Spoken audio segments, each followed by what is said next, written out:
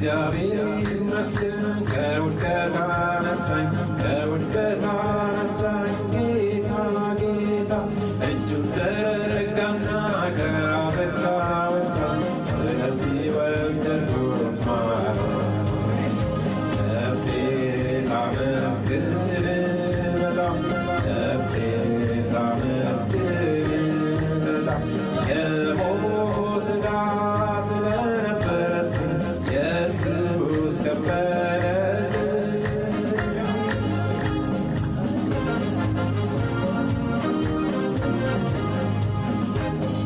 እግዚአብሔር ይመስገን ከውድቀት አነሳኝ ከውድቀት አነሳኝ ጌታ ጌታ እጁን ዘረጋና ከአፈር አወጣኝ ስለዚህ ወደድኩት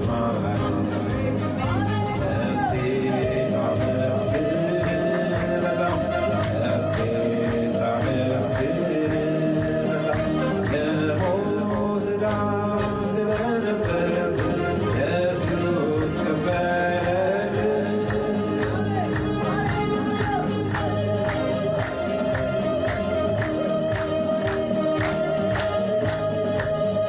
እንግዲህ ወንድሞች ሰውነታችሁን መስዋዕት አድርጋችሁ አምጡ አምጡ ከጌታችን ጋር ክልል እንዳትወጡ ሙሉ ልባችሁን ስጡ።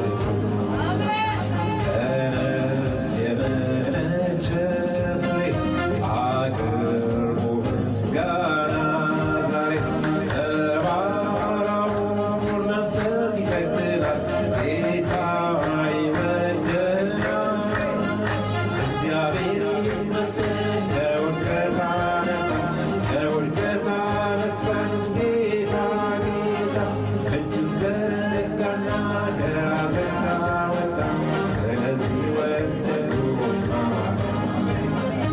ነፍሴ ታመስግን በጣም ነፍሴ ታመስግን በጣም የሞት ዕዳ ስለነበረብኝ ኢየሱስ ከፈለልኝ።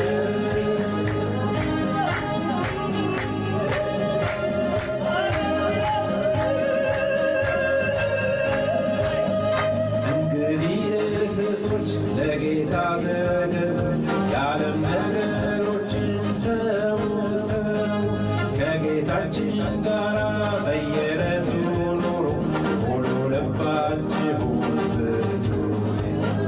ከነፍስ የመነጨ ፍሬ አቅርቡ ምስጋና ዛሬ ሰባራውን መንፈስ ይቀጥላል ጌታ ይወደናል።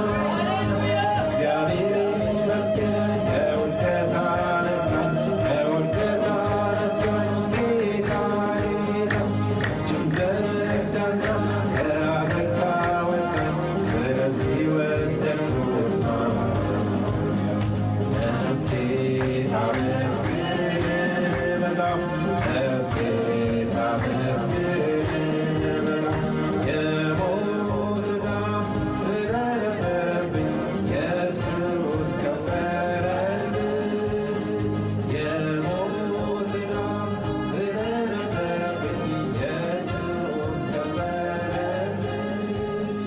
የሞት ዕዳ ስለነበረብኝ ኢየሱስ ከፈለልኝ። የሞት ዕዳ ስለነበረብኝ ኢየሱስ ከፈለልኝ። የሞት ዕዳ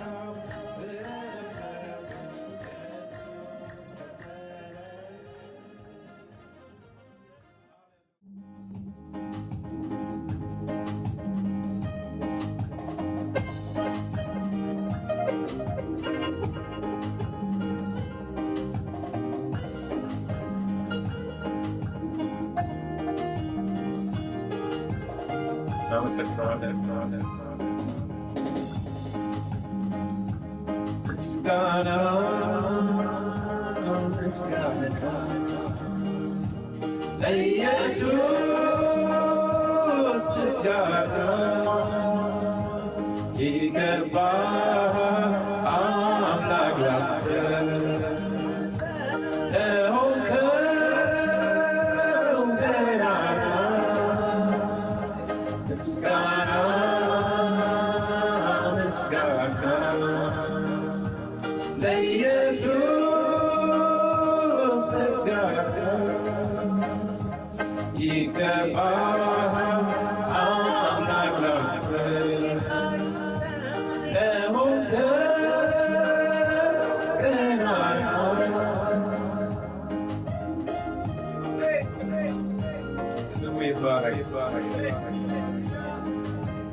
በኑሮዬ ሁሉ አንተን አስቀድሜ በመከራ ዕለት ከአንተ ጋር አብሬ የሕይወት እስትንፋስ ሰጥተኸኛልና መሥዋዕቴ ይኸው ከነፍሴ ምስጋና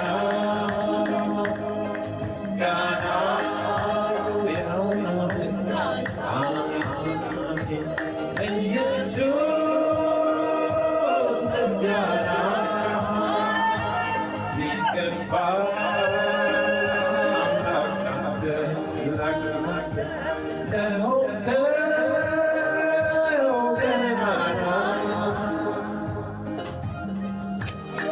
Hallelujah, hallelujah,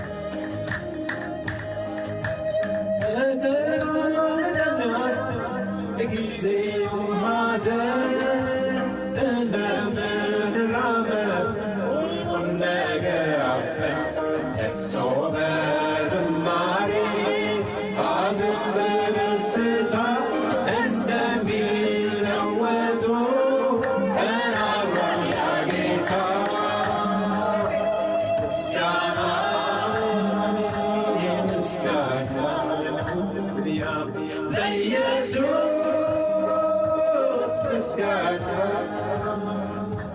ይገባል። አምላክ ላንተ ለሆንከው ገናና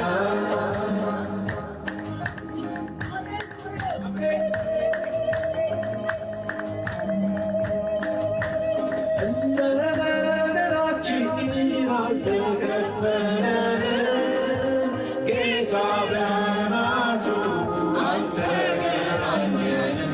ምሕረትን የሚወድ የሰራዊት ጌታ ዕዳዬን ለመክፈል በመስቀል ተመታ። ምስጋና ምስጋና ለኢየሱስ ምስጋና ይገባል።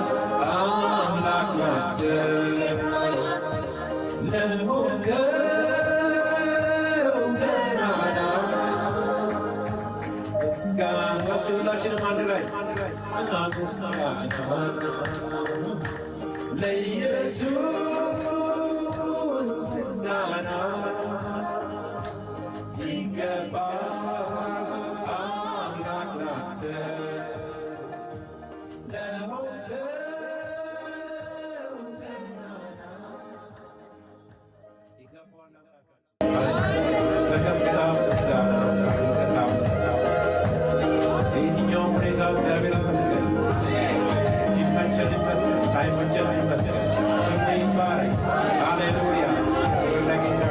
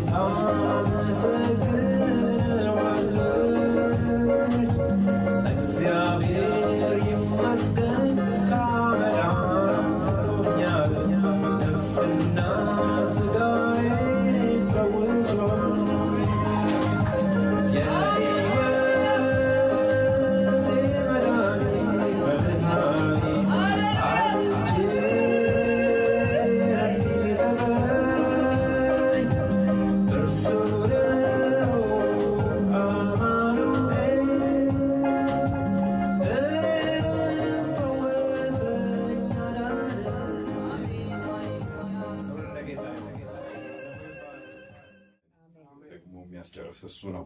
ዛሬ እንጨርሳለን። ጌታ ይረዳናል። ትምህርት ጀምረን ትምህርት መጨረሳችን አይደለም ቁም ነገሩ። ቁም ነገሩ እግዚአብሔር ባሳየን መንገድ ጉዞ መጀመራችን። እግዚአብሔር መንገድን ያሳየናል፣ በቃሉ ይመክረናል፣ በቃሉ ይናገረናል። በዛ ጎዳና ላይ መሄዳችን ነው ቁም ነገሩ። ምክንያቱም ጌታ ያለው የሚሰማኝ ብቻ ሳይሆን ሰምቶ የሚያደርገው ተጓዥ ነው፣ አብሮ የሚሄድ ነው፣ ራሱን ለዛ ነገር የሰጠ ነው። በመስማት ብቻ ደግሞ ራሱን ኢንተርቴን የሚያደርግ ዝም ብሎ እንዲህ ተብሎ ነበር እንደዚህ ተብሎ ነበር እያለ ያንን የተባለው ብቻ በመድገም ደጋሚ ሆኖ የሚቀመጥ ሰው አለ። እንደዚህ አይደለም።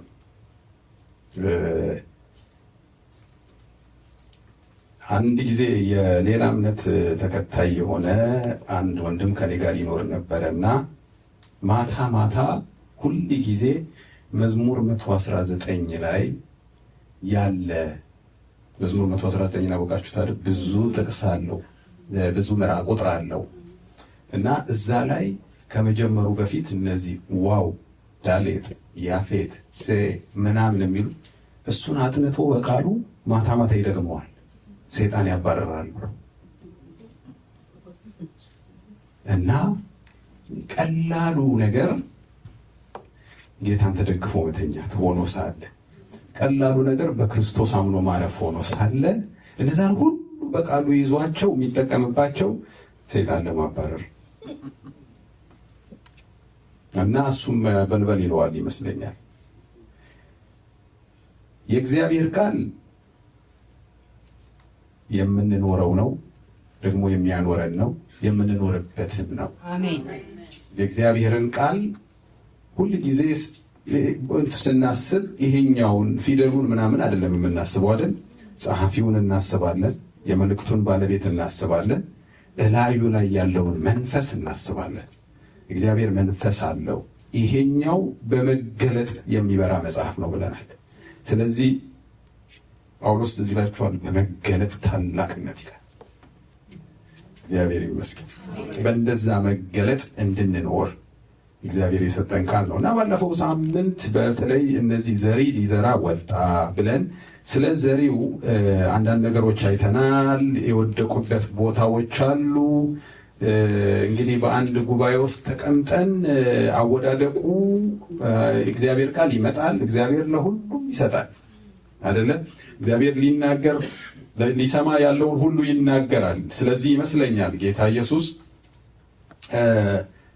በተናገረ ቁጥር የሚሰማ ጆሮ ያለው ይስማ ይላል። ጆሮ ሁሉ ስለማይሰማ የሚሰማ ጆሮ ያለው ይስማ ይላል እና እግዚአብሔር የሚሰማ ጆሮ ይስጠን።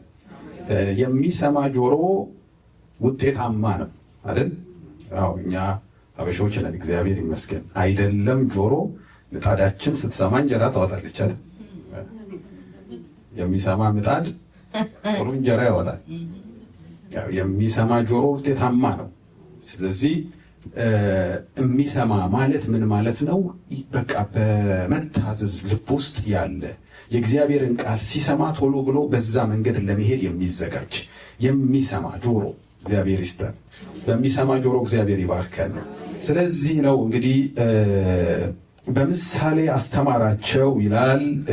በጭንጫ ላይ ስለወደቀው ለጊዜው እንዴት ደስ እንደሚያሰኝና ከዛ በኋላ ግን እንደው በደስታ ከተቀበሉት በኋላ ምንም እንደማይቆይ ከላያቸው ላይ እንደሚወሰድ የሆነ ነገር በመጣ ቁጥር መጽናት እንደማይችሉ በሞቅታ ዘመን ታስታውሳላችሁ። ወንድማችን ደረጀ ከበደ አንድ ጊዜ አንድ መዝሙር ዘምሮ ነበር። መከራ ሳይመጣ ሁሉም ክርስቲያን ነው፣ ሃሌ ሃሌሉያ ካፉ ማይለየው፣ መበጠር ሲጀመር ሁሉም ይሸበራል። ምኑ ነው ማረፊያ ሞፈሩ ነው ምንድነው?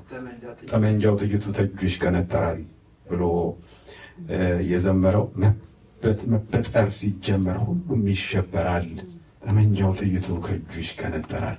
መከራ ግን ሳይመጣ ሁሉ ምንድን ነው አለ?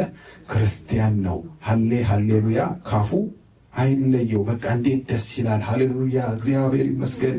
እንዴት ነው በቃ በጣም ይመስገን እግዚአብሔር ሞቅ ሲል አቤት ደስ ሲል ልዩ ነው። እኛ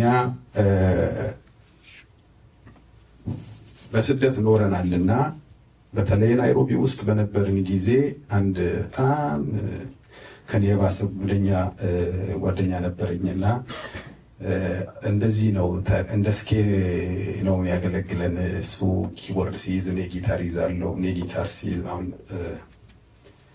ሌላ ከተማ ሌላ ሀገር ነው ያለው። እሱ ጊታር ሲይዝ እኔ ኪቦርድ ሲይዝ እሱ ጊታር እየያዝን እንትን እንላለን። መድረክ ላይ ነን ያለ ነው እና ብዙ የምናውቃቸው ሰዎች አሉ ጉባኤ ውስጥ በአይን ሁሉን እናውቃለን። እንደዚህ እንዴት እንደሆነ ምናምን እና የሆነ ቀን የሆነ ሰው መጥቶ መድረኩ ጋር ከዛ እስከዚህ ካሸበሸበ እንተያያለን፣ ሄደን እንላለን። ሰውየው ፕሮሰስ እንደጨረሰ እናውቃለን። የሚቀጥለው ሳምንት አናየው። ለየት ያደርጋል። የሆነ ነገር ሲሳካ የአምልኮን ስታይል ይቀይረዋል አይደለ? የእግዚአብሔር ቃል ግን እንደዚህ አያደርገንም። በመከራም ውስጥ ያጸናናል። ከብዙ ደስታ ጋር ይህንን ቃል በመከራ ከብዙ ደስታ ጋር ተቀበላችሁት አይደለም የሚለው። መከራ ቢኖርም ግን ደስታችን ግን በሚታየውና በሚጠፋው ነገር አይደለም። ሄደ እንግዲህ ሰውዬ ጨርሷል። አንዳንዱ እዛው የሰውዬ የሚቀጥለው ሳምንት አናየውም የተባባልን ልክ ፕሮግራም ሲያልቅ ወንድማችን እግዚአብሔር በከፈተለት በር ወደ ውጭ ሊሄድ ስለሆነ እንጸልይለታለን ይባላል። ይመጣል። ዛሬ አንድ ሰው እንሸኛለን ሲባል ማን እንደሚሸኝ እናውቃለን። ምን አይተን? ሽብሸባ። የኛ ነገሮች ሁሉ ከኛ ጋር የተያያዙ አይደሉም፣ ከዘላለም ጋር የተያያዙ ናቸው። እኛን በሞቅታ አይደለም የምንኖረው። እኛ ሁልጊዜ በክርስቶስ ነው የምንኖረው። ደስታችን በክርስቶስ ነው። ጳውሎስ ለፊልጵስዩስ ሰዎች ምዕራፍ 4 ላይ ያላቸው ሁልጊዜ በጌታ ደስ ይበላችሁ።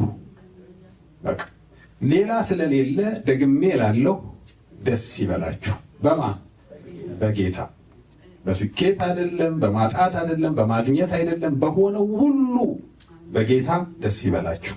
ያ ሁሉ ሆኖ አለን አይደል? አለን። የሚያጠፉን ብዙ ነገሮች መጥተው ነበር። የመጨረሻችን ነው ያልንባቸው ቀናቶች ነበሩ። ዛሬ በቃ እንደዚህ ነው ያልነው አለቀ። ቅድም ወንድማችን ይመሰክርልን ነበር። የመጨረሻ የሚመስሉ ነገሮች ናቸው። ሲመላለስበት የነበረውን ያንን ሰፊ ሀገር በትንሽ መስኮት እያዩ መሄድ፣ ያለ ጥፋት ያለ ምንም ምክንያት እስረኛ ሆኖ እስር ቤት መግባት። ደስታውን ግን አልወሰደው። የእግዚአብሔርን ቃል ሲያገኝ እንዴት ደስ እንዳለ፣ መጽሐፍ ቅዱስን ሲያገኝ እንዴት ደስ እንዳለው እግዚአብሔር ይመስገን። እርግጠኛ ነኝ ያም ሰውዬ ብዙ እንደተማረ አስባለሁ። ያያል የምናደርጋቸው ነገሮች ለሌሎች ምስክርነት ሲሆኑ ያበቃ። እግዚአብሔር ይመስገን። እየጓጓን አንኖርም፣ እየኖር ነው እንኖረዋለን። አሜን። ቢሆን እንደዚህ ያለን በቃ እንትና ታድሎ አቤት እንትና እንደዚህ ሲሆን አይደለም። እግዚአብሔር እኛንም ሰጥቶናል። በእግዚአብሔር ደስ ይለናል። አንድ ዳቦ በሻይ የሚበላ ሰውዬ ነበር። ሻይ ቤት ውስጥ ገንዘብ የለውም፣ ዳቦ በሻይ ነው የሚበላው። እንደ አጋጣሚ አንድ ሀብታም መጥቶ አጠገቡ ጥሬ ስጋ አዘዘ እና ጥሬው ስጋ ሲበላ አዋዜ በዚህ በኩል ሚጥሚጣ በዚህ በኩል ሰናፍጭ በዚህ በኩል አብሮ መጥቶለታል እና ያ ሻይዋን ዳቦዋን ሻይ ውስጥ ነከር እያደረገ ይበላል። ይሄኛው ደግሞ ስጋዋን ቆረጥ ያደረግና ከሚጥሚጣው ከአዋዜው ከሰናፍጩን ጠቅ እያደረገ ይበላል። አሁንም እንዲያረገ ያያዋል፣ እችን እየነከረ እየበላ ያ ብዙ ከበላ በኋላ ሚጥሚጣና ዋዜ አጥቅሶ እንዲበላ ሲል ወንድሜ ያለው ምን ነው ሲለው ሰናፍጭ ረስተሃል። እየተከታተለው ነበረ።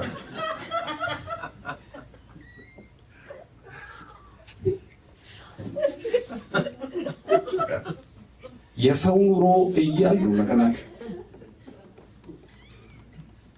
አይደለም። እግዚአብሔር ክርስቶስ የሄደውን መንገድ እያየን እንድንሄድ ቃሉ የሚለንን እያሰብን እንድንሄድ እግዚአብሔር ይፈልጋል።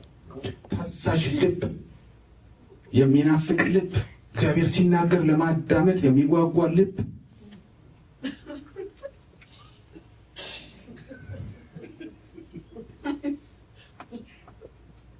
እግዚአብሔር ይመስገን። እየጓጓን ኖረን እናውቃለን፣ ግን እግዚአብሔር መልካም ነው። ስለዚህ ምን ይላል መጽሐፍ ቅዱሳችን? ሌላው እነዚህ በጊዜው ብቻ ደስ የሚላቸው ከዛ በኋላ የሆነ ነገር ሲመጣ እልም የሚልባቸው የሰሙት ቃል ካፋቸው እልም የሚል ከልባቸው እልም የሚል የሚወሰድ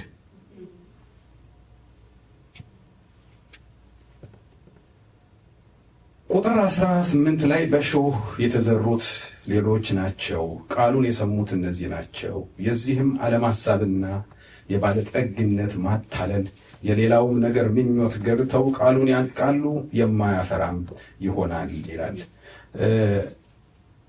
መሬት ይፈልጋል፣ እህል እንዲበቅል መሬት ይፈልጋል አይደል? በተለይ ኢትዮጵያ በነበርኩባቸው ጊዜያቶች ረጅም ጊዜያቶች በሙሉ ኢትዮጵያ ዋነኛ ምግባችን ምን እንደሆነ ታውቃላችሁ አይደለ? ምንድን ነው? እንጀራ ነው። እኔ አንድም ቀን እንጀራው እንዲወጣልሽ፣ እንጀራው እንዲሆንልሽ እንትን ጨምሪበት፣ እንደዚህ አድርገሽ አውኪው፣ እንደዚህ ስሩ ሲባባሉ ሰምቼ አላውቅም። ይጋገራል፣ ይወጣል። በኤሌክትሪክም ተጋገረ፣ በምድጃም ተጋገረ፣ ምጣዱ ያወጣል እንጀራ። እዚህ ሲመጣ ችግር ሆነ። ፔሬ ጨምሩበት። እኛ ያጣ ነው። አንድ ላይ እኮ ነው የምንበላው። ከነ ፔሬው እንጀራችንን ስንበላ ከነ መበተኛው ነው። እንዲያርጊበት እንደዚህ እንጀራ ለምንድን ነው ጤፉ የሚስማማው ነገር ላይ የሚስማማውን ውሃ የሚፈልገውን ነገር ካላገኘ ጥሩ እንጀራ ሆኖ አይወጣም። ግን ተቦክቷል፣ ጤፍ ነው፣ ተጋግሯል፣ ሁሉ ነገር አለ። ግን የሚወጣው የሚፈለገው የእሱን ሊያወጣ የሚችል ነገር እህቶቻችን ውሃ ያነሳም ትላላችሁ። እኔ እኛ ነን ውሃ ስናነሳ ማቀው፣ ግን እሱ እንዴት ማለት እንደሆነ ባላውቅም ውሃ ያነሳም ጤፉ ውሃ እንደዚህ አይልም ምናምን፣ ግን የሆነ አመል አለው። ያ ጤፍ የሚፈልገው ነገር አለው። ይሄ የእግዚአብሔር ቃል ነው። አሜን። የእግዚአብሔር ቃልም የሚፈልገው አለው። እንዲያፈራ ይፈልጋል። እግዚአብሔር ቃሉን የሚሰጠን ለምንድን ነው? መጽሐፍ ቅዱሳችን ዘሪ ይለዋል። እግዚአብሔርን ሊዘራ ወጣ። ምኑን? ቃሉን ሊዘራ ወጣ። ስለዚህ ይሄ ቃል ዘር ነው። እግዚአብሔር ዘሩን ለመበተን ወጣ አይልም። ዘሩን ሊዘራው ነው የወጣው። ሊዘራ ወጣ ማለት ውጤታማ የሆነ ዘር ማለት ነው። የዘራ ገበሬ ውጤት ይፈልጋል። ከዘራን ማየት እንፈልጋለን። ከዘራን ሲበቅል ማወቅ እንፈልጋለን። እንደ ተስፋም እናየዋለን አይደለ? ይህን ያህል ዘር ዘርቻለሁ ገበሬዎች ሲያወሩ አልሰማችሁ? እንግዲህ ፈጣሪ ካለ እንደዚህ ያህል ዘርተናል እንጠብቃለን ይላሉ። የሆነ ነገር መጥቶ ካላወደመብን፣ የሆነ ነገር መጥቶ ካልተበላሸብን ብዙ ጥሩ ዘር ዘርተናል፣ ጥሩ ነው ወይዘሩ፣ ጥሩ ነው አየሩ ምናምን እያሉ ይናገራሉ። እግዚአብሔር ዘርቷል። ግን እግዚአብሔር የወደቀበትን መሬት ግን ይናገራል። እንዳያፈራ ከቃሉ ጋር አብሮ ያለ ምኞት አለ። ጌታ ኢየሱስ ክርስቶስ በሉቃስ ወንጌል ምዕራፍ 12 ላይ ስለዛ ሰው ሲናገር ምን አለ? የሰው ሕይወቱ በገንዘቡ ብዛት አይደለምና ከመጎምጀት ተጠበቁ። ማለት ብዙ ገንዘብ ቢኖር የሰው ሕይወት ግን እዛ ላይ አይደለም። ሞት መጥቶ ይሄ ሰውዬ ትንሽ ብር አለው ይጨርሰው ብሎ ሄደ ሲባል ሰምቼ አላውቅም። የለም። ባለጠጋውንም ይዞ ይሄዳል፣ ድሃውንም ይዞ ይሄዳል። የሰው ሕይወቱ በገንዘቡ ወይም ባለው ነገር አይደለም። ስለዚህ ከመጎምጀት ምን በሉ ተጠበቁ ብሎ ጌታ አስተምሯል። እና መጎምጀት የሚባለው ነገር የዚህ ዓለም ክብር፣ የዚህ ዓለም ዝና ታውቃላችሁ። መጽሐፍ ቅዱሳችን ላይ ሰይጣን ሳያፍር መጥቶ ኢየሱስ ክርስቶስን የዓለምን ዙሪያ እንትኗን ክብሯን ሁሉ አሳየው ይላል ኢየሱስ። ወድቀህ ብትሰግድልኝ እነዚህን ሁሉ እሰጥሃለሁ ማለት የተለየ ነገር የለውም። ኢየሱስ ጋር የተሸነፈ ሰይጣን እኛ ጋር ያን ጥያቄ ይዞ ይመጣል። ያንኑ ጥያቄ ይዞ ይመጣል። የኛ መልስ ጌታችን ያስተማረን ከሆነ ውጤታማ ነን። የኛ መልስ ግን ጌታችን ካስተማረው የተለየ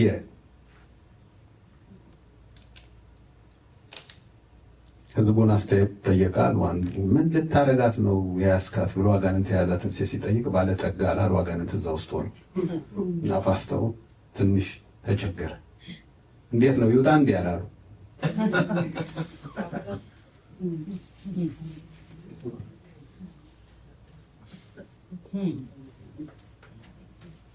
ባለጠጋ ሊያደርገንስ ማን ነው? ባለጠጎች ተደርጋችኋል። የእግዚአብሔር ቃል የሚነግረን ሰው የሚጓጓው የሌለውን ነው። እኛ ደግሞ እንዳንጓጓ ኢየሱስ አለን። እግዚአብሔር ሁሉ ያለውን ኢየሱስ በእኛ ውስጥ አኖረ። ጌታችን ኢየሱስ ክርስቶስ ጸጋንና እውነትን ተሞልቶ በእኛ አደረ። ተሞልቶ ነው ያደረው። ስለዚህ ሙሉ የሆነ ኢየሱስ ከኛ ጋር አለ። የምንም የሚያጓጓን ነገር የለም። የዚህ ዓለም ብልጥግና፣ የዚህ ዓለም ነገር፣ የዚህ ዓለም ከመጣ መጣ፣ ካልመጣም ደህና ሰንብት። አሜን። አንድ ቀን ከላይ ሆነን ወደ ታች እናየዋለን። እሱ ከላይ ሆኖ ወደ ታች አያየንም። ግን እንዲህ አይነት ምኞቶች፣ እንዲህ አይነት ፍላጎቶች ነፍሳችን ውስጥ ከገቡ የእግዚአብሔርን ቃል በእኛ ላይ ፍሬ እንዳያፈራ ማነቆ ይሆናሉ። እሾህ ይለዋል። ስለ እሾህ ታውቃላችሁ አይደለ? እሾህ የእርግማን ውጤት ነው። እቺ ምድር እሾህና አሜኬላን ታበቅልብሃለች የተባለው አይደል? እሾህ ለምንም ነገር አይመችም። አንድን ነገር ከዛ ውስጥ ለማውጣትም የሆነ የሚያንቅ ነገር ነው። እግዚአብሔር አንድ ጊዜ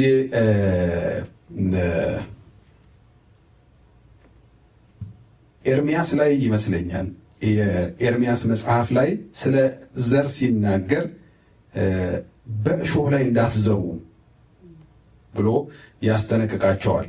እሱን ክፍል ቅድም አውጥቼው ነበር። አሁን ኤርሚያስ 4 ላይ ነው እና እንዳትዘሩ እሾሁ ላይ አትዝሩ ይላቸዋል።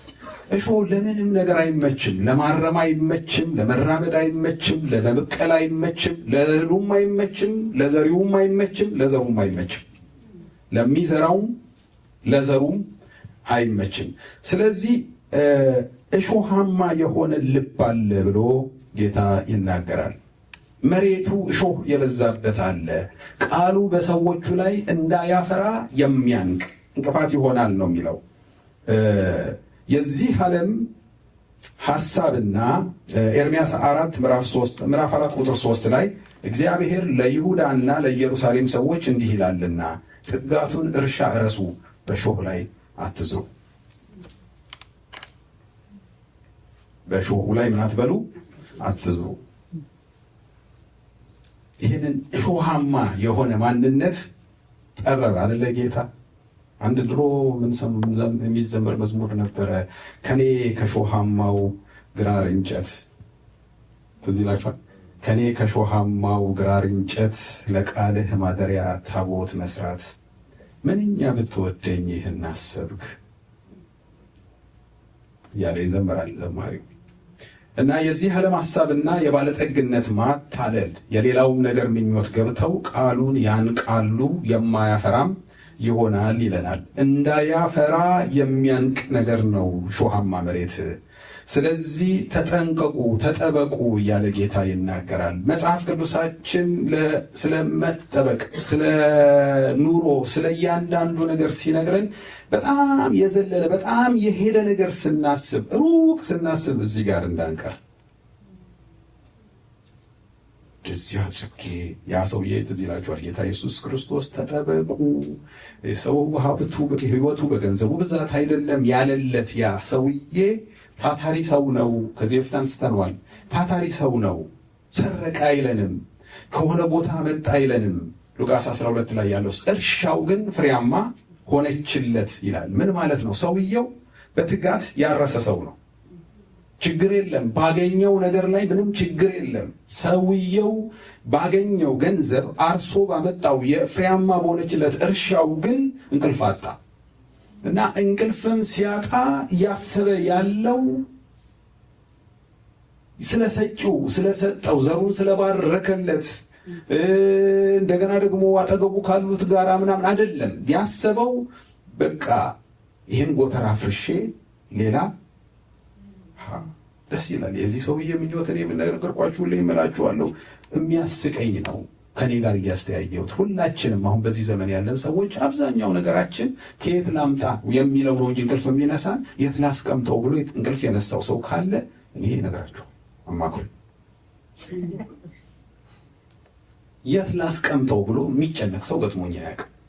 ግን ከየት ላምጣ የሚል ሁላችንም።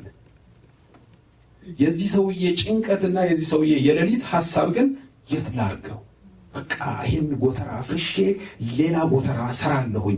ከዛስ ጌታን እያመሰገንኩ የሰጠኝን ጌታ እየባረኩ ከዛ ጎተራ እያካፈልኩ እኖራለሁ እኮ አይደለም።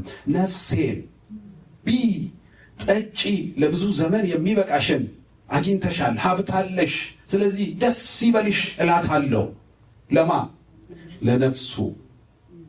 እንዳልኳችሁ ይሄ ተግቶ ሰርቶ ያገኘን ገበሬ እግዚአብሔር መጣና አንተ ሰነፍ አለ። ነፍስን ዛሬ በዚች ሌሊት ትፈለጋለች። ይሄ ሁሉ ለማን ይሆናል? ባለፈው ሳምንት ነው እስኪ በብርጭቆና በአፋችን መካከል ስላለው ነገር የነገርከን። አናውቅም። ስለሚቀጥለው ሳምንት ፕላን እናደርጋለን። አልተከለከልንም። እግዚአብሔር ቢፈቅድና ብንኖር ብለን እቅድ እናወጣለን። ለስራ እንነሳለን። ለብዙ ነገር እናስባለን። ግን እዛ ሐሳብ ውስጥ ስንፍና እንዳይኖር እግዚአብሔር ይጠብቃል። የሆነ ዘመን ሁሉ የመኖር ከፍታ የሚባለው ነገር ሌሎችን ከላይ ሆኖ ወደታች ማየት እንዳይመስለን፣ የመበላለጥ ጉዳይ እንዳይመስለን። ጌታ ኢየሱስ ክርስቶስ ያዕቆብን ዮሐንስንና ጴጥሮስን ረጅም ተራራ ላይ ይዟቸው ወጣ፣ በፊታቸው ተለወጠ ይላል መጽሐፍ ቅዱስ ሲናገር። አጣቢ እንኳን ቢያጥበው እንደማይነጻ ልብሱ እንደዛ ነጭ ሆነ ይላል መጽሐፍ ቅዱስ ሲናገር። ከፍታ ማለት ጌታ ኢየሱስን ባላዩት መልክ ማየት ብቻ ነው። ከዚህ በፊት ባላወቁት መንገድ ማወቅ ብቻ። ከላይና ከታች መሆን ከፍታ አይደለም። እንደዛ አይደለም። በእንደሱ አይነት ከሆነ ጌታ ኢየሱስ ክርስቶስ በቃሉ የነገረን ዝቅታውን ምረጡ፣ ዝቅ ያለውን የታችኛውን ምረጡ ብሎ ያስመረጠን። ስለዚህ ከፍታ ማለት ያልተረዳነውን መረዳት ማየት ማለት ነው። ያላወቅነውን ነገር ማወቅ ማለት ነው። ከፍታ ማለት እግዚአብሔር የገለጠውን ነገር መመኘት፣ እግዚአብሔር የገለጠውን ነገር ማሰብ እንጂ ራስን እዚህ ምድር ላይ ጊዜያዊ በሆነ ምድር ላይ አብርሃም ርስት አድርጎ እግዚአብሔር በሰጠው ምድር አይደለም የሚለው። ርስት ተሰጥቶን እኔ አልተሰጠኝም። እግዚአብሔር ይህችን ምድር ለአንተና ለዘርህ ርስት አድርጌ ሰጥቻለሁ እንዳለ ለእኔ አልሰጠኝም። እንደውም እግዚአብሔር እኔ አዲስ ኪዳን ላይ ያለሁትን ሰውዬ ያለኝ አንተ በዚች ምድር እንግዳና መጻተኛ ነህ፣ ግን አብርሃም ርስት አድርጌ ሰጥቻለሁ ተብሎ እሱ እንደ መጻተኛ ኖረ ይላል። ከእግዚአብሔር ተቃራኒ ለመሆን ፈልጎ ግን አይደለም። እግዚአብሔር የሰራትን መሰረት ያላትን ከተማ ይጠባበቅ ነበር። ተሰጥቶት እንዳያይ የሚያደርግ ነገር እኮ ነው አይደል? አሁን እግዚአብሔር መጥቶ ከዚህ እስከዚህ ያንተ ነው ቢለን ማራናታ ያልን ሁሉ ትንሽ ቆይ ብለን አንገጥምም ብላችሁ። ግን አብርሃም ተሰጥቷል ሲባል ቤቴዛ ነው። እዚህ በምን እኖራለሁ? በድንኳን በድንኳን ኖረ ይላል መጽሐፍ ቅዱስ ሲናገር። ምን የሚገባብን የእግዚአብሔር ቃል የምንማረው የእግዚአብሔር ቃል የሚያስንቅ ነው። የሚያስንቅ ነው። ኑሮ የሚያስንቅ ነው። ሌላውን ነገር የሚያስንቅ ነው፣ ግን የሚያስናፍቅም ነው። እንድንናፍቅ ነው። ይህንን ባናነብ ኑሮ ወገኖቼ እዚቹ ምድር ላይ ምስኪኖች ሆነን እናልቅ ነበር። እግዚአብሔር ግን ይህንን ገለጠልን። ላይ ያለውን አሳየን። የማይጠበቅ ተስፋ አለን። የማይጠበቅ እንዲህ ነው እንደዛ ነው ምናምን እንዴት እንሆን ይሆን እዛ? ምን አይነት ህይወት ነው እዛ ያለው? አንድ ነገር እናውቃለን፣ ክብር አለ። እዚህ አይደለም፣ እዛ ክብር አለ። እንከብራለን ከእርሱ ጋር። መጽሐፍ ቅዱስ ሲነግረን በፊልጵስዩስ በቆላሲያስ ምዕራፍ 3 ላይ ህይወታችሁ የሆነው ክርስቶስ በሚገለጥበት በዚያን ጊዜ እናንተም ከእርሱ ጋር በክብር ትገለጣላችሁ። ትልቅ ተስፋ አለ። ግን እግዚአብሔርን እዚችኛዋ ላይ ቁጭ ብለን እንደረሳን እንደ ኢየሱስን ሰጡ፣ የዘላለም ህይወት ሰጡ፣ መንፈስ ቅዱስን ሰጡ፣ እንደ ጨከነ የሚያደፋፍር ልብ አለ። እግዚአብሔር ከእንደዚህ አይነት ልብ ይጠብቃል። ምንም ባይኖረን፣ የምንለብሰው ብናጣ፣ የምንበላው ብናጣ፣ ምንም ነገር ባይኖረን፣ ባዶ ብንሆን ኢየሱስ ክርስቶስ አለ። አሜን። ጌታችን ኢየሱስ ክርስቶስ ከሁሉ በላይ ነው። ገንዘብ አይተመንም። ያው አንድ ሰው መጥቶ እዚህ ሀገር ምንድን ነው አሴት ነው አሴት የሚሉት ነገር አለ አይደለ? ያለህ ንብረት ግምቱ ምን ያህል ነው ተብሎ ይጠየቃል። አንድ ሰው ይህን ያህል ያ ሁሉ ተሰልቶ ይሄ ሰውዬ ባለጠጋ ነው የሚባለው እንትን ውስጥ ይገባል። ይህን ንብረት ይህን ያህል የሚያወጣ ንብረት አለው፣ ይህን ያህል የሚያወጣ ቤት አለው፣ ይህን ያህል የሚያወጣ መኪና አለው፣ ይህን ያህል የሚያወጣ ንብረት አለው ተብሎ ይወራል። እኛ ያለን ይህን ያህል ያወጣል ይባላል ወይ? ወደኛ ሲመጡ ትዝ ይላችኋል። ዘካርያስ መጽሐፍ ላይ አንድ መልአክ ገመድ ይዞ ወጣ ይላል። ገመድ ይዞ ወጣ። ሲወጣ ሌላኛው መልአክ ተከትሎ ወጣና ወዴት ነው የምትሄደው ብሎ ጠየቀው። የኢየሩሳሌምን ስፋት እና ርዝመት ልለካ ወጣው ሲለው ኢየሩሳሌም አለው፣ ስፋቷም ርዝመቷም እኔ ነኝ። ሃሌሉያ አሜን አሜን። የኛ ገመድ ተይዞ ተወጥቶ የሚለካ አይደለም። ሰላማችን በሆነ መለኪያ የሚለካ አይደለም። ረፍታችን በሆነ መለኪያ የሚለካ አይደለም። እግዚአብሔር በክርስቶስ ኢየሱስ የሰጠን የሆነ ገመድ ተይዞ ከዚህ እስከዛ ነው ከዛ እስከዚህ ነው የሚባል አይደለም።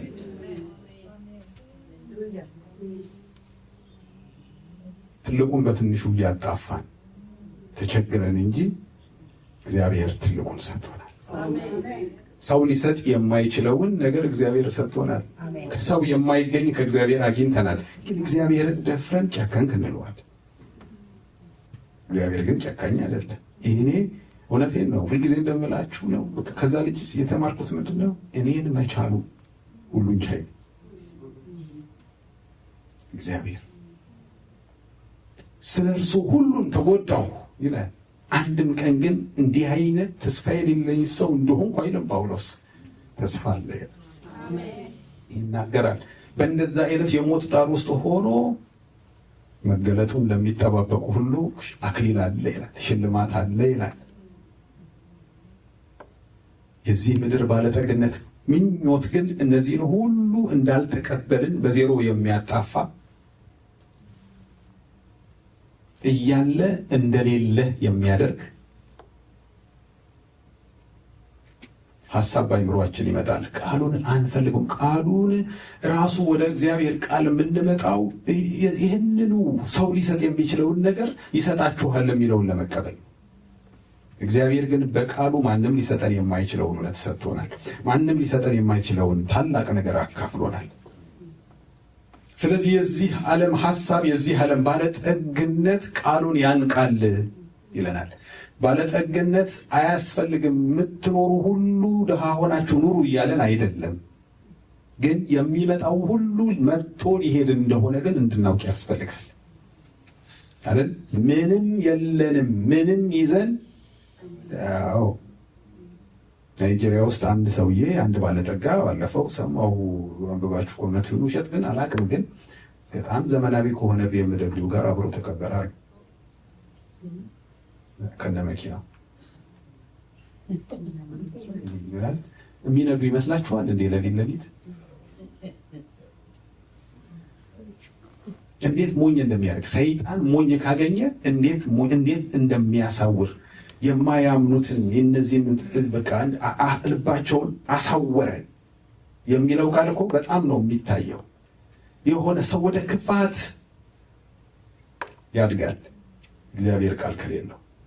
የዚህ ዓለም ነገር ምን ያደርግልናል? አሁን በመኪና ተቀበርን፣ በምን ተቀበርን፣ በወርቅ ሳጥን ተቀበርን፣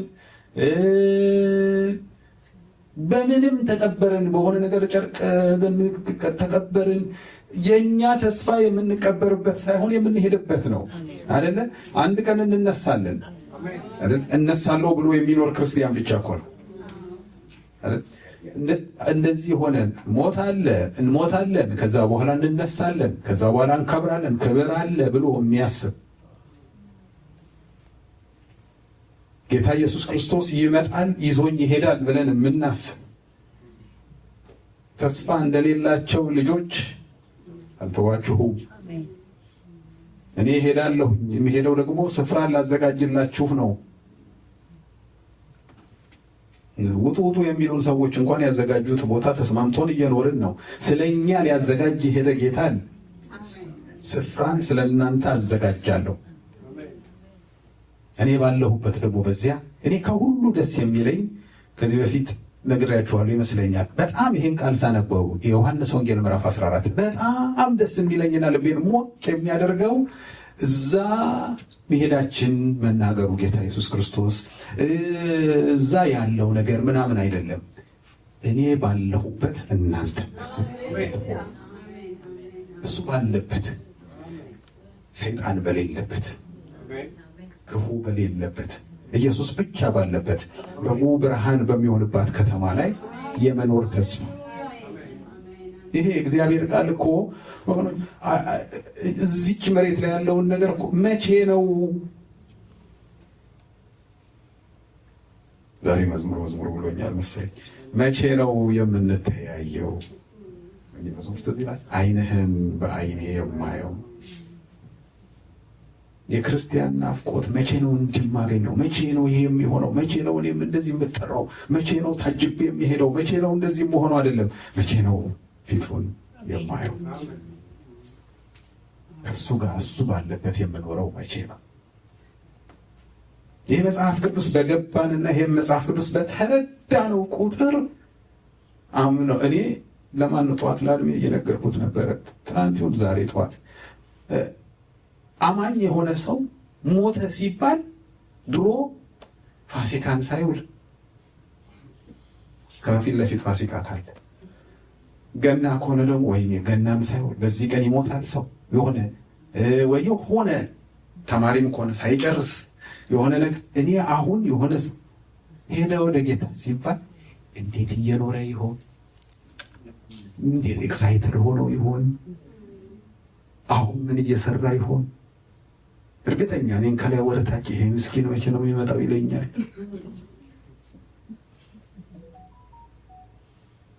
የተሻለ ነገር እንዳለ እንድናስብ እንጂ የዚህን ምድር ካሰብን የእግዚአብሔርን ቃል ይደፍንብናል። እንዳያፈራ ሲያፈራ ሌላ ህይወት ነው ያለው። የሚያፈራ ህይወት ሌላ ነው። ያላፈራ ህይወት ግን ተደጋጋሚ ነው። ይሰለቻል። ሌላው ነገር አይደለም። አንድ ጊዜ የሆነ ቤተክርስቲያን ውስጥ አንድ አገልጋይ ታንቆ ሞታል። ድሮ እና የእሱ ቀብር ላይ እንደምንወደው ዘማሪ አንድ መዝሙር ዘመረ።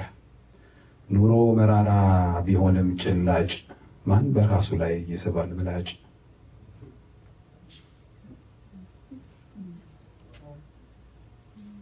ማንስ ለአንገቱ ገመድ ይሰጣል? ማን በራሱ ላይ ፍርድን ያመጣል? ችግርም ያልፋል መከራም ያልፋል። ታዲያ ሰው ለምን ራሱን ያጠፋል? ሐዘን ቀሪ ነው መከራም ቀሪ ነው። ዘላቂ ህይወት ኢየሱስ ብቻ ነው ብሎ ዘመረ። እዛች ላይ ነው ጽፎ የዘመረው። ኑሮ መራራ ቢሆንም ጭላጭ ምንም የሆነ ነገር የመጨረሻ ውዳቂዎች ሆነናል። እንደውም ለሰዎችና ለመላእክት መጫወቻ ያደረገን የሚመስል አይነት ላይ አለ። እኛ ግን ተስፋችን ሌላ ነው። ሩቅ እናያለን። አይናችን ሩቅ ያያል። የተነገረን ሌላ ነው። የሰማነው ሌላ ነው። የሚፈጸመው እውነት የነገረን ሌላ ነው። ሐሳቡን ይቀይር ይሆን የማይባል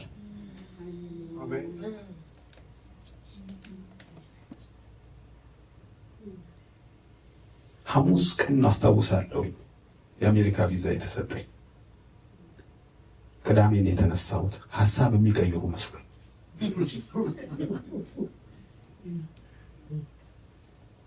ሐሳብ ሳይቀይሩ ቶሎ ትኬት አንዷን ቀን ለኔክስት ዴይ አውሮፕላኑ በሩ ሲዘጋ ነው እንደሰረቀስ። ሰው ምን ይታወቃል? አሁን በረራው ቀርቷል ቢሉንስ ምን ይታወቃል? የሆነ ነገር ብዙ ያለቁ ፕሮሰሶች ሲበላሹ እናውቃለን። ከአውሮፕላን ሲወርዱ እናውቃለን። አምላኬ እንደተናገረው እንዲሁ እንዲያደርግ አምነዋለሁ። ይሄ የታመነ ቃል ነው ይለናል መጽሐፍ ቅዱስ። ተስፋችን የታመነ ነው። ሐሳቡን አይቀይርም። ነገሮች ቢቆዩ እንኳን እንሄዳለን። አሜን። አንዳንድ ነገር እናገኛለን፣ አንዳንድ ነገር ይሆናል እንባላለን፣ የሆነ ተስፋ ይነገረናል። በመሃል ግን ከሞትን ያ ተስፋ ያመልጠናል። ይሄኛው ተስፋ ግን ስንሞት እንኳን ከኛ ጋር ይሄዳል፣ አያመልጠንም። የሚያልፍ አይደለም፣ የማያልፍ ክብር ነው እግዚአብሔር ያስቀመጠው። ይህንን ቃል ስናነብ ይህንን እያሰብን ነው እንጂ ይሄ እዚህ እንትና የሚያስቡትን ኮተት ሁሉ እኛም አብረን እያሰብን መንፈሳዊ አይኖችን ክፈታቸውና ልመልከት አጥርቼ ደጉን እንደገና አይደል? መንፈሳዊ አይኖቻችንን የሚከፍት ቃል ነው። ሰው ያላየውን የሚያሳይ ቃል ነው። አይታችሁ እንደሆነ እኮ መጽሐፍ ቅዱሳችን ሲነግረን እዛ ከተማ ላይ ጦሩ መጣ። ከዛ በኋላ ገያዝም አለ ኤልሳዕም አለ። አንድ ቦታ ላይ ነው የቆሙት። ሁለቱም ሁለት አይን ያላቸው፣ ሁለቱም ሰዎች ናቸው። ሁለቱም የሚመለከቱት ነገር አለ። ግን ይሄኛው ሌላ ነው የሚያየው፣ ይሄኛው ደግሞ ሌላ ነው የሚያየው። ወዮ ይላል ይሄኛው እዚህ ቆሞ። ምን ወዮ ትላለህ? እኔ እኮ የሚታየኝ ሌላ ነው ግን አላለው። እሱ ከሱ ጋርም አላወራም። እባክህን አለው። የእሱን አይን ወደ ከፈተው ጌታ ዞር አለና እባክህን ያይ ዘንድ አይኖቹን ክፈት አለው። እግዚአብሔር ደግሞ ለብሳማው አይኖቹን ከፈተ። ሲከፍትለት የእግዚአብሔር ሰራዊት ተራራው ሞልቶት እዚህ አስከፈተና እዛ ዘጋው። እነሱን ደግሞ ወር አድርግልኛል በነካች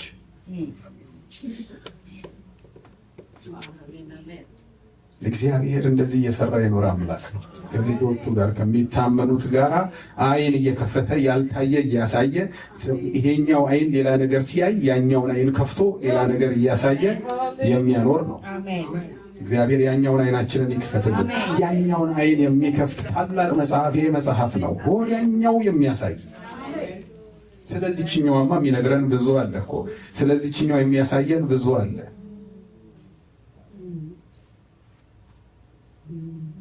ግን ወዲያኛ ድረስ እንድናይ ያስፈልጋል። ማነቆ አለ እንዳይታነቅ፣ የማያፈራ ይሆናል። በመልካም መሬት የተዘሩት ቃሉን ሰምተው የሚቀበሉት አንዱም 30 አንዱም 60 አንዱም 100 ፍሬ የሚያፈሩት እነዚህ ናቸው። በመልካም መሬት የተዘሩት እንዳልኳችሁ መጽሐፍ ቅዱስ የሚያስተምረን በተለይ ጌታችን ኢየሱስ ክርስቶስ የሚሰጠንን ምሳሌ ስትመለከቱ በአንድ አይነት ሁኔታ ውስጥ ያሉ ሰዎችን ያስቀምጥና ግን የተለያየ አይነት አቀባበል ነው የሚኖራቸው።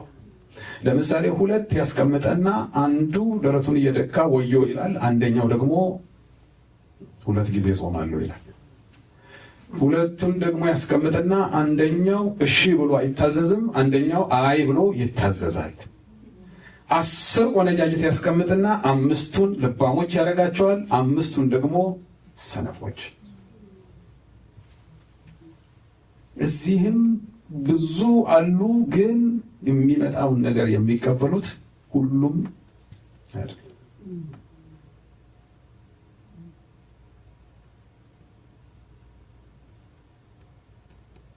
ግን በመልካም መሬት የተዘሩ መጽሐፍ ቅዱሳችን ባለፈው ነግሬያችኋለሁ። መልካም መሬት የሚለው አጽዱ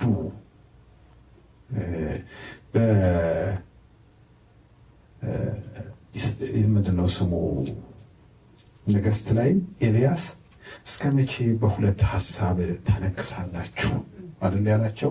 ወይም ደግሞ መጽሐፍ ቅዱስ ሲናገር በሁለት ሐሳብ ለሚወላውል ከእግዚአብሔር ዘንድ አንዳች እንዲያገኝ አይምሰለው ይልና ደግሞ ያዕቆብ ላይ ደግሞ ይሄድና ምን ይላል?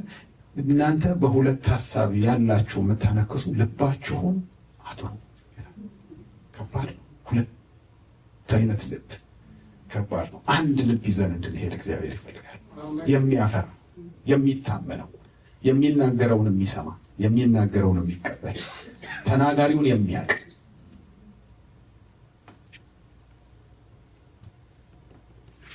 ተናጋሪውን የሚያውቅ መልካም መሬት እግዚአብሔር ይፈልጋል። ስለዚህ ለቃሉ ልባችንን እንድናዘጋጅ መጽሐፍ ቅዱስ ይመክረናል። ለዚህ ነው ያዕቆብ ሲናገር፣ ጴጥሮስ ሲናገር ባለፈው ጊዜ እንዳነሳ ነው ክፋትን፣ ተንኮልን፣ ሐሜትን፣ ቀኝነትን ሁሉ ምን ብለን እነዚህ ሁሉ ልባችን መልካም እንዳይሆን ቃሉ እንዳያፈራ ማነቆ ስለሆኑ እነሱን ሁሉ አስወግደን ይህንን የእግዚአብሔርን ቃል ያዕቆብ በየዋህነት ተቀበሉት ሲል፣ ጴጥሮስ ደግሞ አሁን እንደተወለዱ ሕፃናት ተመኙት ይለናል። ተመኙት። ከምንም ነገር ጋር ደባልቀን ከምንም ነገር ጋር ቀላቅለን የምንበላው አይደለም። ይሄ ንጹህ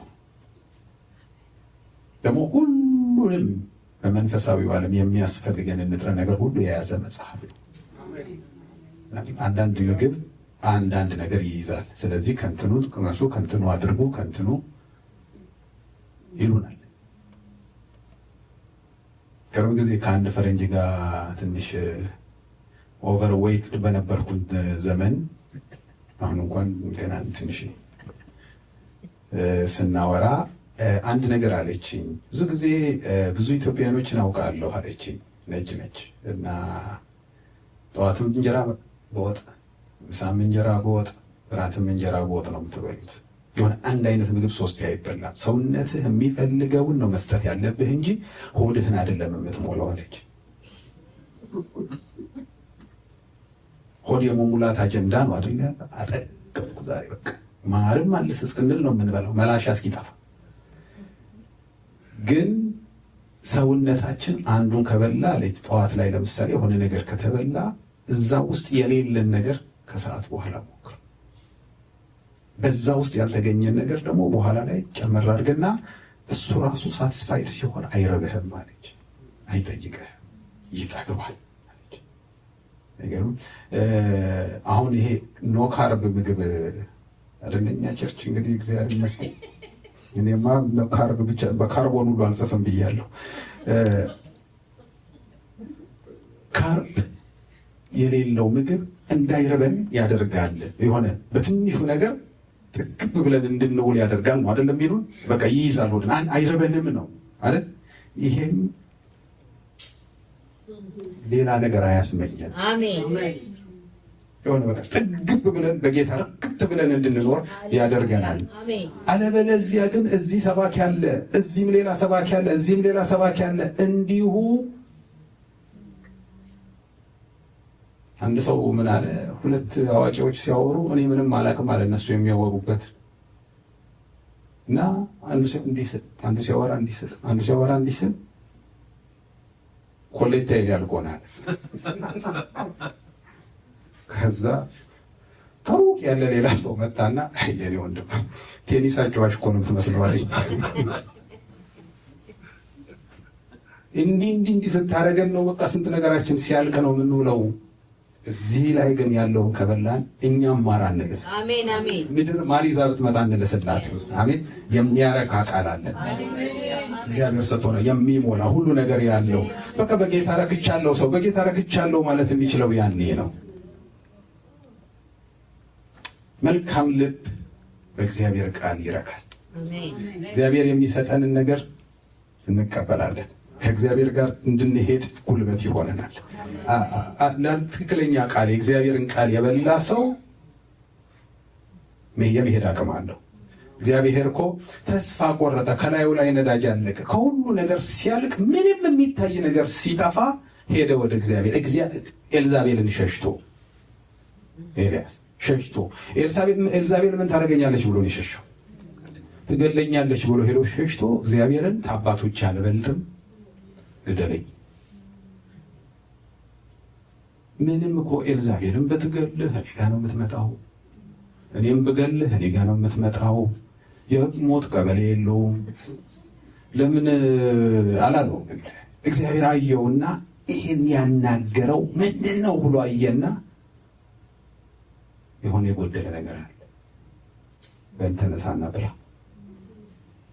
በትሄድበት መንገድ እኔ ያየሁልህ ሩቅ ነው። የራስህን አይን ስትጠቀም ሞት ያስመረጠ ጀመር። እግዚአብሔር ብሉ ነው የሚለን። አሜን። ይህንን መጽሐፍ ምን አድርገው ብላው። ሕዝቅኤል 3 ብላው። እግዚአብሔር ብላ ይላል። እግዚአብሔር የምንበላ ሰዎች አድርገን በልተን ደግሞ የምንረካ በልተን ደግሞ የምንጠግብ የምናተርፍ አዲስ የማይሆንብን ሰይጣን መጥቶ የማያጓጓን የማናውቀውን ነገር የማይነግረን ነገር ግን ሁሉን የምናውቅ የምንመረምር መመርመሪያችን የእግዚአብሔር ቃል ነው። እስቲ እንደው ሳይህ ምናምን ሳይኮሎጂ የለም እግዚአብሔር ቃል ላይ ይሄ ራሱ መርማሪ ነው። አሜን። የተጻፈ አንድ ወንድም ነበረ ናይሮቢ እና በጣም አስቸጋሪ ነበር። ለእግዚአብሔር ነገር ልቡ የተዘጋ ነበር። አይፈልግም ነበር፣ ያሾፍብን ነበረ እና አንድ ቀን ማታ አዳር ፕሮግራም ነበረ እና ይናደዳል። እንደውም እኔ ራሱ ነው የሚነግረኝ እዛ ያሉትን ጓደኞቼ አንድ ቀን ሙልጭ አድርጌ ፊት ለፊታችሁ ሰድቦዋለሁ ሁሉ ይለን ነበር አንተን አሉ። እኔ ደግሞ ምንም አልናገረውም ማለት ሄጄ ተጫውቼ አብሬው። ልጁ በጣም የተማረ ነው እና አንዳንድ ነገር ጠይቀዋለሁ እናወራለን። ሲያወራኝ በጣም ስወጣ ይናደዳል። ሳልሰድበው ሄደው እና አንድ ቀን ማታ አዳር ፕሮግራም አለ። ቱታ ነገር ነው ያው የሚለበሰው የአዳር ልብስ ምናምን፣ እሱ ምናምን ስንለብስ ይለብሳል። ብራዘር ዛሬ ወዴት ሊሄድ ነው ምናምን ስል ከእናንተ ጋር ይሄዳለሁ። የት? አዳር። ከዛ እኔ ቸርች እስኪገባ ድረስ እየተሳፈርን ራሱ በመኪና አላመንኩትም። ያለች ልቡ ምን አይነት እንደሆነ ስለማውቅ ከዛ በኋላ እውነት ነው የምላችሁ ለስንት ዓመት ቤት ስገባ የማገኘው ሲያነብ ጌታን ተቀበለ። ስገባ ሲያነብ ነው የማገኘው። ስገባ መጨረሻ ላይ ምን መሰለኝ እንደዚህ ተብሎ የተጻፈው ቃል ምን ላይ ነው ያለው ሲባል የለም ይላል። በኮንፊደንስ እንደዚህ ተብሎ አልተጻፈም። እስከዛ ድረስ ቃሉን ያውቀዋል። ያሁን የሆነ ነገር ብትሉ አልፌው ይሆናል ብዬ ነው የምቀበለው። በተለይ የምታገለግሉ ሰዎች ካላችሁ መቼም አይዋሹም ብዬ አሜን ነው የምለው። እሱ ማንም መጥቶ እንዲህ ተብሎ ተጽፏል ሲለው እንዲህ የሚል መጽሐፍ ቅዱስ ላይ የለም። በጣም ነው የሚገርመው። በቃ ስለ እግዚአብሔር ቃል በቃ የሆነ ነገር ገባበት። በቃ እግዚአብሔርን ቃል ነው የሚያነበው፣ ሌላው ነገር ሁሉ ይሄዳል። በቃ እኔ በዚህ ረክቻለሁ። አሜን። በጣም ያነባል፣ በጣም ይጸልያል፣ በጣም ያነባል። ማንበብ ነው መዘለህ የሚገኘው ሲያነብ ሲጸልይ፣ ሲያነብ ሲጸልይ። እንዲህ አይነት ረሃብ እግዚአብሔር ይክተት። አሜን። ረሃብ እግዚአብሔር ይጨምርብን። የሚታወቅ ሩቅ የሚያሳይ ዓይንን የሚፈውስ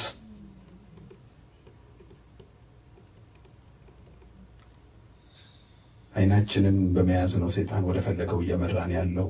ደስ የሚለንን እያቀረበ ብፌ እያበላ ወደዛ ወደዚህ የሚወስደን ስለምንሰማው ነው፣ ስለምንፈልገው ነው። እግዚአብሔር የሚሰጠንን ግን ብንበላ እንንቃለን። አሜን፣ እንንቀዋለን። እግዚአብሔር የሚያሳየው ነገር እኮ መጽሐፍ ቅዱሳችን ላይ ጭምር እጨርሳለሁ። መጽሐፍ ቅዱስ በጣም የሚገርመኝ እግዚአብሔር ሲያሳይ የሆነ ችግረኛውን እዛ መሬት ላይ የወደቀበት ሄዶ የሆነ ከፍታ አይደለም የሚያሳየው። ቤተ መንግስት ገብቶ ስደት ያሳይና ስደትን ያስመርጣል እግዚአብሔር። ሙሴን እንደዛ ነው ያደረገው።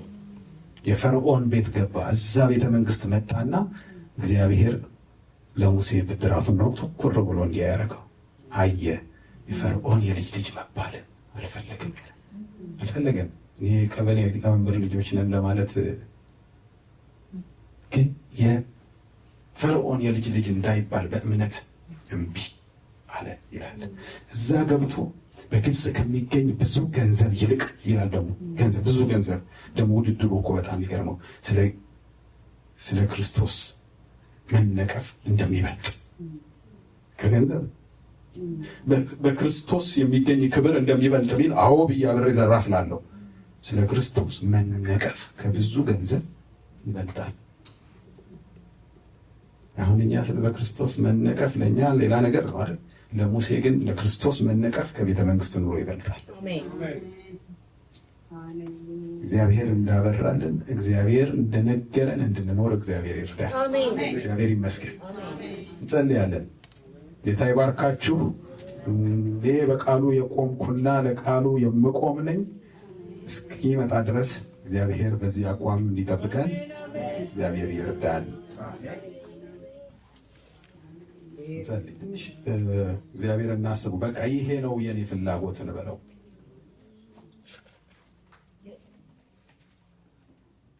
ከቃልህ ጋር አያይዘኝ። የሚያፈራ ልብ ይኑረኝ። ተስፋዬ ሌላ ቦታ የሚመለከት ይሆን?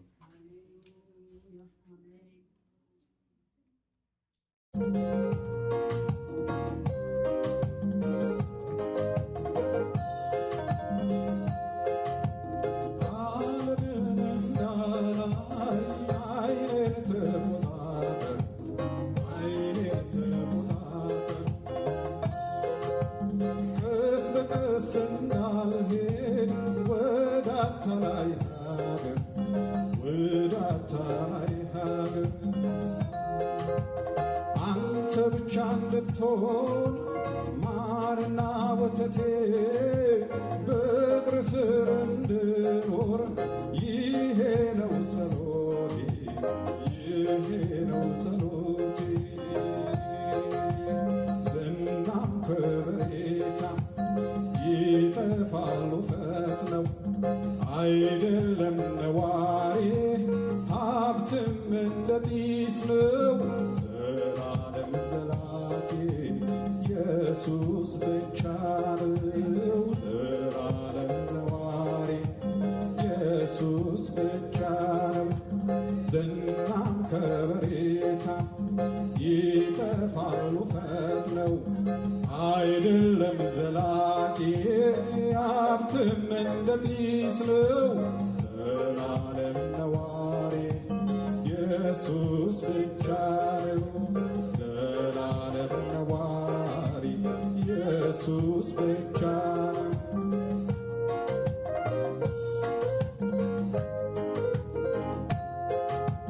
መንፈሳዊ ዓይኖችን ክፈታቸውና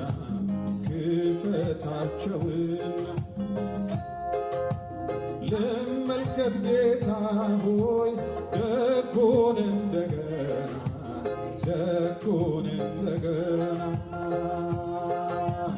የጥንቱን ፍቅሬን ዳግም ብታለብሰኝ አያለው አጥርቼ ጉም የማይሸፍነኝ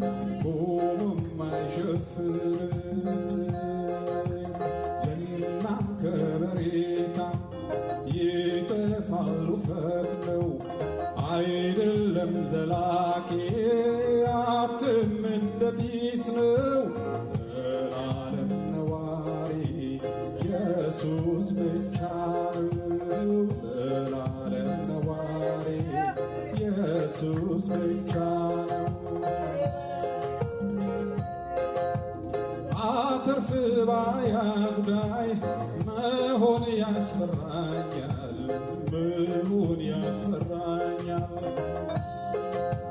ካንተ ጋር መሆኑ እጅግ ያዋጣኛል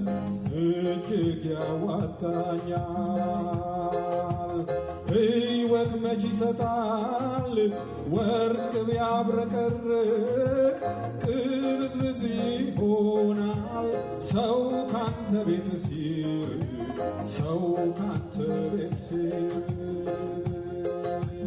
ዝናም ከበሬታ ይጠፋሉ ፈጥነው አይደለም ነዋሪ ሀብትም እንደ ጢስ ነው ዘላለም ነዋሪ ኢየሱስ ብቻ ነው ዘላለም ነዋሪ ኢየሱስ ብቻ ነው የሰጠኝን ክብር እንዳልጥለው ወዲያ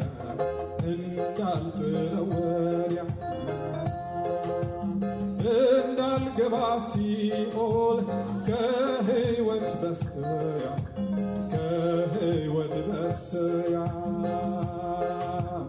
ይቅርብኝ እንግዲህ ብናኙ ግሳንግስ ልኑር ባንተ ጥላ ልቤን ላንተ ላፍስስ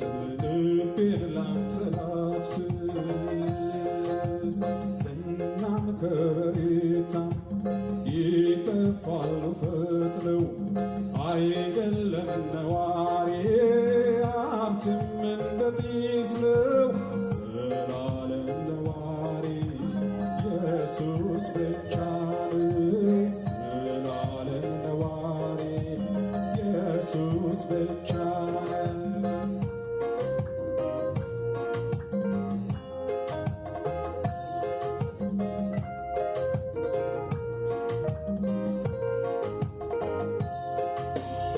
ነገሬ የምለው የለም ኢየሱስ ካንተ ሌላ በምድር ላለው ኑሮዬም ከዚህም በኋላ የነፍሴ ባለ አደራ እድሌም ፈንታዬም ሌላ መከታ የለኝም አንተው ነህ ጌታዬ ለነገ የምለው የለም ኢየሱስ ካንተ ሌላ በምድር ላለው ኑሮዬ ከዚህም በኋላ የነፍሴ ባለ አደራ እድልም ፈንታዬ ሌላ መከታ የለኝም አንተው ነህ ጌታዬ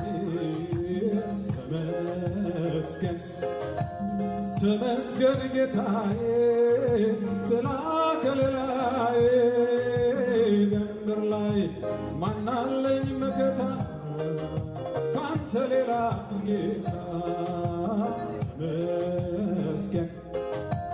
ተመስገን ጌታዬ ጥላ ከለላዬ በምድር ላይ ማናለኝ መከታ ካንተ ሌላ ጌታ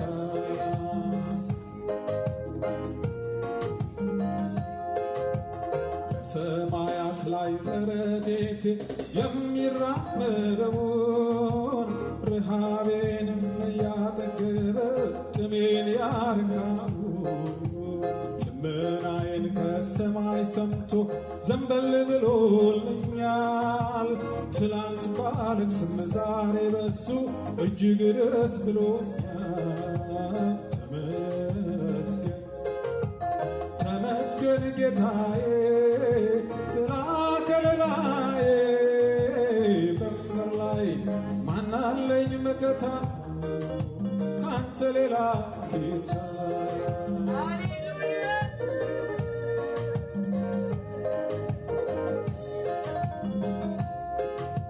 ሰንሰለቴን ቆርጠህ ነፃነት ሰጠኸኝ ተፈትቼ እንድኖር በድል አራመድከኝ። አርነት ወጣሁኝ አንዳች አያስረኝም ከኢየሱስ በስተቀር ማንም አይገዛኝም። ይልቁን በፍቅሩ ሰንሰለት ታሰርኩኝ እረፍትን አግኝቼ አርነት ወጣሁኝ። ከእስራት ለፈታኝ እጥፍ እሰግዳለሁ የምስጋናን መዝሙር ቆሜ ዘምራለሁ። ሰንሰለቴን በጠሰው በጣጠሰው ጌታ ከታሰርኩበት ገመዴ ክብታቤ ተፈታ። ወጥመዱንም ሰበረው ሰባበረው ኢየሱስ ቅጥሩን ዘለየ ወጣው ጌታዬን ላወድስ ቅጥሩን ዘለየ ወጣው ጌታዬን ላወድስ። ሰንሰለቴን በጠሰው በጣጠሰው ጌታ ከታሰርኩበት ገመዴ ትንታቤም ተፈታ። ወጥመዱንም ሰበረው ሰባበረው ኢየሱስ ቅጥሩን ዘለየ ወጣው ጌታዬን ላወድስ ቅጥሩን ዘለየ ወጣው ጌታዬን ላወድስ። ሁለት ጊዜ ሰንሰለቴን በጠሰው በጣጠሰው ጌታ ከታሰርኩበት ገመዴ ትብታቤ ተፈታ። ወጥመድንም ሰበረው ሰባበረው ኢየሱስ ቅጥሩን ዘለየ ወጣው ጌታዬን ላወድስ ቅጥሩን ዘለየ ወጣው ጌታዬን ላወድስ። ሰንሰለቴን በጠሰው በጣጠሰው ጌታ ከታሰርኩበት ገመዴ ትብታቤን ተፈታ።